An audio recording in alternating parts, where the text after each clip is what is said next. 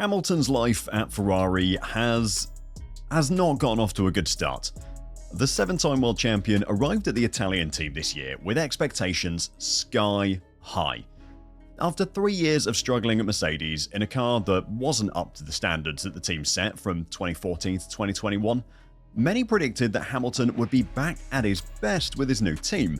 That hasn't happened though, and there's only so much patience people are going to have for Hamilton. As he continues to struggle, those who once supported him are starting to question whether he still has it. Today, I'll check out Hamilton's latest disappointment, what he and the team have to say about it, and when it might come to an end, so don't go anywhere.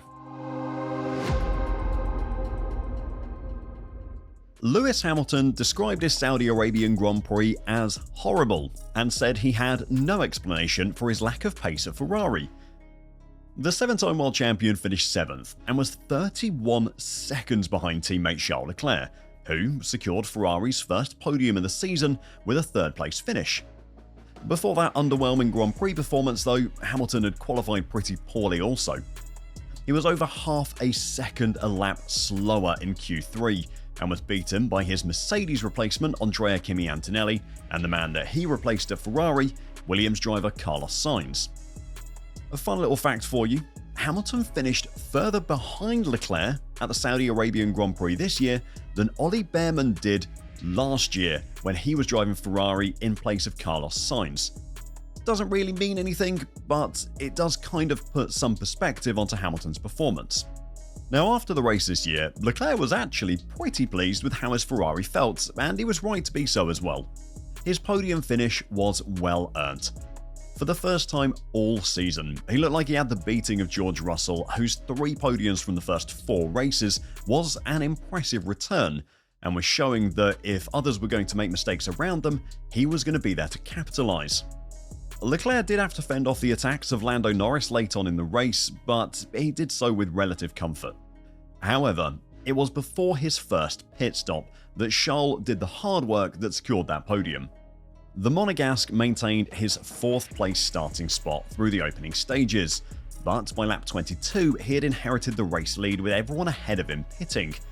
With clean air proving really valuable around the Jeddah Corniche circuit, Leclerc's lap times improved to the point where he was matching the drivers on fresh hard tyres despite being on mediums that were well over 20 laps old.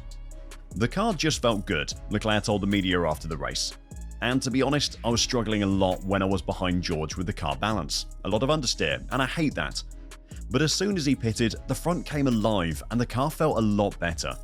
So then I could manage the fronts a little bit better, and the performance came much better once I was in free air. Leclerc was finally pitted on lap 29, giving him a 9-lap tyre offset against George Russell, who was ahead of him. That massive offset let him attack the Mercedes driver over the next 9 laps, eventually passing him on lap 38. It was an outstanding performance, but a complete opposite from that of his teammate Lewis Hamilton.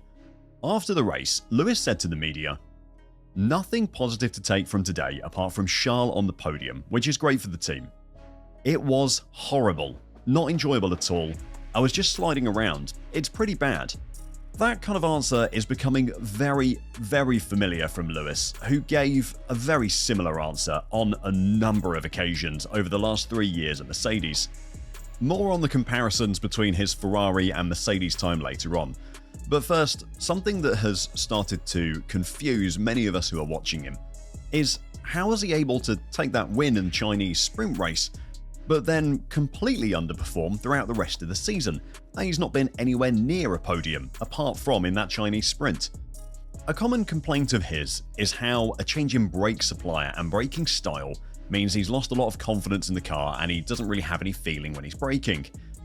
But if that is a problem, then what was different in that Chinese Grand Prix sprint race where he had the beating of everyone on raw pace? It's an inconsistency that needs explaining, but when asked about it at the weekend, Hamilton responded simply by saying, "I don't have an answer." Now, he clearly had confidence and feeling with the brakes in China on that Saturday. You just have to look at his performance to see that. But if it's the feeling of the brakes that's sapping all his confidence at the moment, then why was it so different on that Saturday? The brakes haven't changed since then. Ferrari haven't done any upgrades to them. Maybe you can let me know your theory in the comments down below. Now, Hamilton's poor performances are only going to be defended for so long. Even when you're the most successful F1 driver in the history of the sport, people are still going to start questioning what's going on. Martin Brundle is one of those who has spent a lot of time defending Hamilton over the past 4 races, but he's starting to lose his patience a bit. It's been said a number of times that Lewis would need time to learn the new car and adapt to the team, but he has now had plenty of that with a very extensive pre-season testing and a 5-hole Grand Prix under his belt now. Brundle is one of those who's now saying that a lack of time with the car and the team can no longer be used as an excuse for his performances.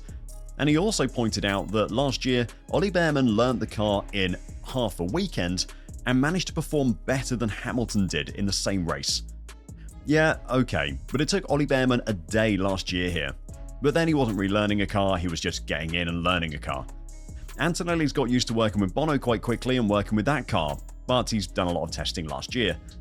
I struggle to buy into that, honestly, but we know Lewis is better. Lewis is faster than that, so something's not working. So Brundle is no longer believing all the talk about Hamilton having to learn about the team and the car, but he's not the only one who's questioning Hamilton's performances. Gary Anderson, the former Jordan and Jaguar technical director, wrote a piece for The Times titled, "Mercedes are better off without Lewis Hamilton," pointing out how much the team have improved since Hamilton has left. He talks in that piece about how Hamilton's experimentation and search for performance in the car may have actually disrupted Mercedes car development.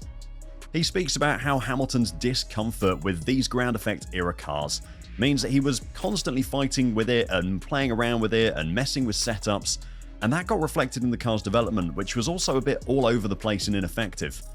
Now that Mercedes aren't having to listen to Hamilton anymore and his constant complaints and confusion is about why he isn't performing, they've been able to focus on actually improving the car instead of trying to appease Hamilton, and the results say it all. That is paying dividends. The former senior Ferrari engineer Tony Cucurella is another one who now doesn't really think that Hamilton is still adapting to a Ferrari car. He thinks that the Hamilton we're seeing at the moment is just the Hamilton we have now. I think it won't take too much longer for him to adapt, he told DAZN. He's already adapted. This is the Hamilton we have in F1 now, the same one who left Mercedes with Russell ahead of him. Hamilton himself is also admitting that things aren't going to get any better anytime soon. He said he expects to struggle at the next race in Miami and beyond that as well. I don't know how much longer I'll struggle for, but it's definitely painful. Just going to try and improve from week to week. At the moment, there is no fix, so this is how it's going to be for the rest of the year. It's going to be painful. In qualifying, it's me extracting performance, and in the race, I tried everything, and the car just didn't want to go any quicker. We have all said over the past 3 years that Hamilton's poor performances could be blamed on Mercedes, and at times it definitely was their fault. The car was not good enough. However, it's interesting to think about what Gary Anderson said, and consider if they maybe would have found more performance if Hamilton hadn't been there giving feedback the entire time. Considering his struggles at Ferrari and his own comments, it's clear that something about this era of cars just doesn't suit him at all, and maybe he was leading Mercedes astray for the last 3 seasons. Whatever is going on with him at the moment, if it doesn't change, the criticisms will continue to grow. Now, of course, Ferrari have viciously defended their driver, with Fred Vasseur actually saying that some of the criticism of Hamilton was effing bullcrap, and they'll continue to defend him as well for as long as he's at the team. Hamilton means more to Ferrari than just on-track performance. They will also know that while he may be struggling now, things could completely change with the new regulations next season. But for now at least, the 7-time world champion is going to have to do the best he can with the car he has, which at the moment looks to mean that Ferrari are going to have to give up on any kind of hope of a title challenge. What did you think of Hamilton's performance at the weekend? Are you giving him more time, or do you think the Hamilton we're seeing at the moment is the best that we're going to get?